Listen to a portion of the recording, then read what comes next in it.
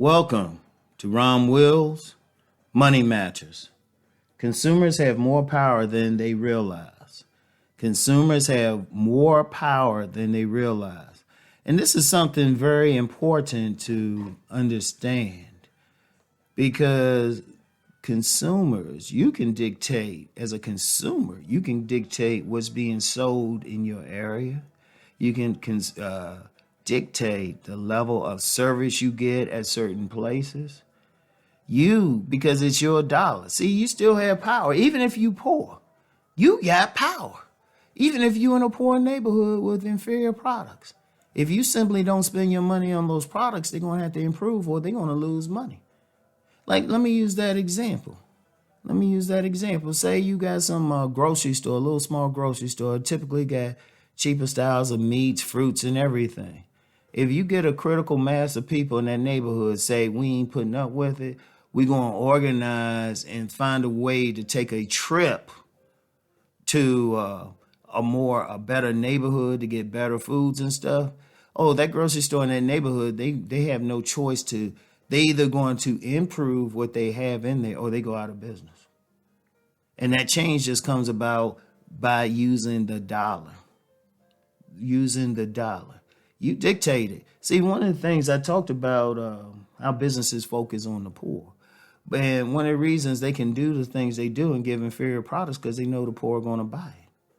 But if you get, like I said, a critical mass of people who say we ain't putting up with it, it changes. And there's an example of that in U.S. history, a major one. When they talk about the civil rights movement, they talk about the Montgomery bus boycott. See, there's a lot of focus on, Rosa Parks keeping her seat and, Martin Luther King Jr. coming in and doing something. But the thing that really changed everything were black people saying we're not going to ride the bus anymore. And it was hitting the city so bad. They tried to jail some of the leaders. They were trying to force people to ride the bus, but they would say, no, we're not going to ride it. We're not going to ride. We're going to do what we got to do. If we got to walk, carpool, whatever. And that changed the whole system more than anything else. It wasn't preaching or marching or doing some direct protest. It was just some consumers saying, we're not going to ride the bus. That's how it works.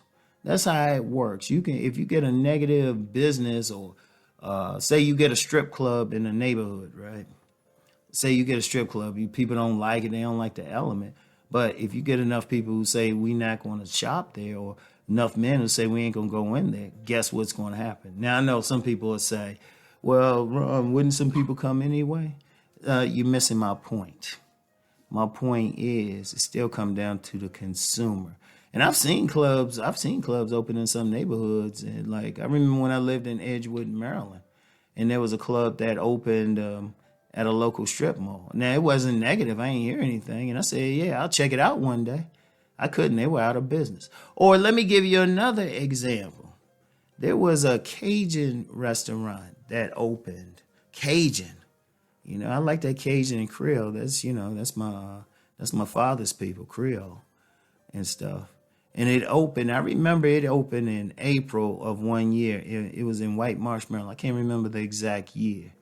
And I liked the food. It was all right. It was all right to me. They didn't last a year. So what happened? People simply didn't shop there. They probably just had a bad location, though. They had a bad location, even though they was right across the parking lot from an Olive Garden. But I don't know. It could have been 1,000 things. Maybe they didn't have good service on the days I didn't show up. I don't know. But people basically shut it down. See, one of the things, especially if you in business, you got to remember. Now, I'm not a big person talking about the customer's always right, but you still need their service and stuff. Your customers keep you in business. And if they decide they're not going to buy your product or use your service, you asked out. And as a consumer, you realize you don't have to put up with anything. If you go to a restaurant in your neighborhood or in your area and you consistently getting bad treatment, boycott it. Don't spend your money there. Don't spend your money where you getting bad treatment. Don't spend your money at a place with inferior products. you can change everything.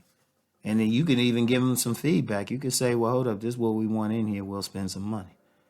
The business, if they want to make money, they got to do it.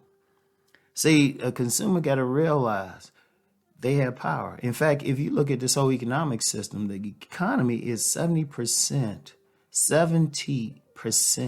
fueled by consumers. And one of the big reasons we have this de facto recession is people ain't spending like they used to. Indeed, just with the change in demographics as far as age groups, there are businesses that have been in business a long time. They're going out of business. They're going out of business simply because people are not shopping it, or younger people don't want the services. The people, like, that's why you've had a lot of big department stores that's gone out, stores that have been around a long time. Where I live, the building that housed the Sears was torn down, but younger people weren't shopping there. And in fact, younger people, that's happening overall in retail. Younger people don't shop the same way. They might go to the mall to hang out, do whatever, depending on what they have there, but they're not shopping the same way. They're not buying it.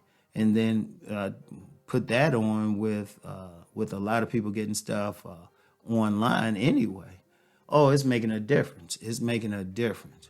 Now, just to be clear, retail will still be there, but it's going to have to switch up how they present whatever they're selling and what they're selling. So that's the thing, but that's still consumer power. See, consumers don't have to put up with anything. And if consumers, you had some forces that realize something, it changes a lot. Like I'll use the African American Civil Rights Movement. That was very much a consumer movement. People don't realize that or think about it like that. But I'll just say some capitalists, they wanted to get at the black money. That's why they were promoting it on the media. I'm just going to be real and put it out there. It was more than just about some rights. They wanted to get at the money, and they weren't and stuff. Because back then, because of segregation, blacks were building up their own economic districts and stuff. And so they were like, oh, wait a minute, we need them to spend their money here. So whatever the case, consumers have the power. They just have to use it. So anyway, that's all I have for today. Y'all know the deal. I want y'all to seriously think about it. Realize when you got that purchasing power, you do have power. And how you spend your money, where you spend your money, has a big impact, has a powerful impact. So, like, hold up. Let me. I was about to end this, but I want y'all to think about one little thing. Okay, we have these high gas prices. What if, two things. What if people say, you know what, we're going to start carpooling more. We're not going to spend as much on gas.